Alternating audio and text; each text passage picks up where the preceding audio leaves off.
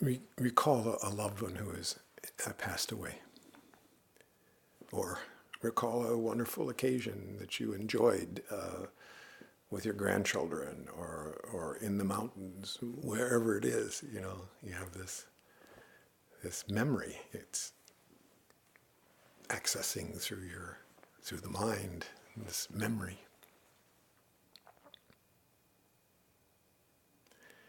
Well, memories fade. They become a poor transmitter of the experience that was that is that for being with that person. Pure Vilayat would say that as we move along in life, we extract the essence of experiences, and that's what we have. That's what we take with us. He had a wonderful word for it. It was the quintessence. I love that word. Quintessence, the quintessence of it. Well, if we go back to that wonderful occasion or that loved one, and we sort of mine in there, we dive into the deep feeling that is. And there's the point, is that when we start to move away from the memory and the mind world to some kind of direct experience of that, the essence of the essence, it starts to transcend time. And so we even use the term is. It is present now, Well, so I have a little memory of riding around our complex, and we have a circular road in our complex, and we have two little cul-de-sacs that were circles, and so it was like, let's go to the big circle, or the little circle, especially the little circle. Let's go to the little circle. We go off on our bikes, right? That's a memory.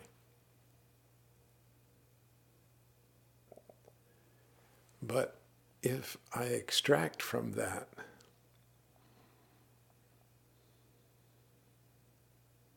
joy, excitement, growth, the fresh green growth, the happy birds in the morning, all that, that's what I remember, that I extract, that I carry. And it's timeless. It's here right now. It's timeless. Now, in the case of a loved one who's passed, or a great teacher who's passed, who used to be your teacher,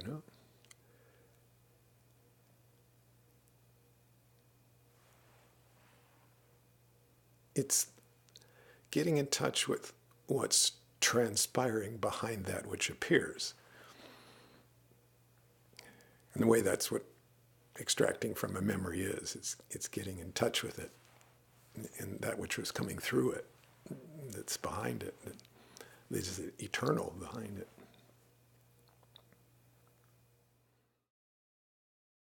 So as I go back in memory to a loved one,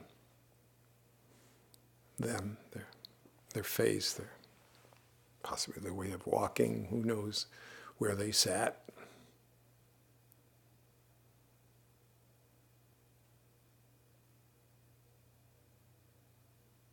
If I do it through memory, it's going to fade, and it's just going to be the outer, and that's gone. I mean, even the experience of riding the bicycle with my grandsons, it's gone, it's past. So there I am, feeling a loved one. And who they really are is transpiring behind their mask, their outer being, their outer cover, their real being. transmitted through it, comes through it, shines through it. And usually it's a feeling of light. It's them.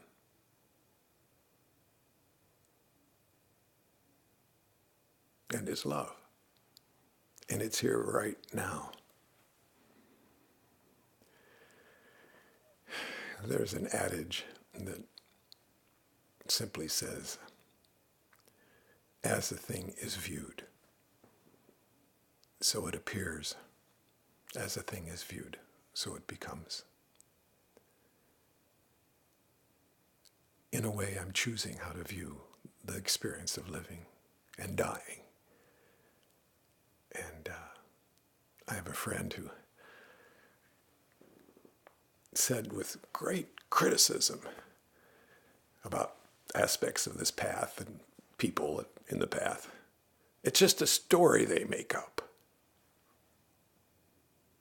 And at the time, I was in a mood of accepting, listening without quite being attached to it, not reacting to it, not totally absorbing it. But that's what she said. It's just a story they make up. And my reply inside, but it's such a beautiful story. And then I have a story behind the story, which is the Nazardine story about he's setting up his wares to sell on a big blanket there on the edge of town. And he sets them up so carefully, all spread out, and he sits there ready to be a merchant, right? And this gang of young kid starts running around him and teasing him about his appearance, about what he's doing, and just all kinds of disturbance, And he stops and says, "Do you know of the wonderful festival on the other side of town? There's fine food, there's music, there's banners, color, dancing." And they listen to him for a little while. And they go across to the other side of town. They leave him. So he has peace again. Now, a passerby has been sitting in the background and watching this whole thing. And he's watching. And after a little while, Nazardine gathers up all his stuff, puts it in his great big sack, and he starts rushing across to the other side of town. And the watcher says, Nazardine, what are you doing? What are you doing? You know it's just a story you made up.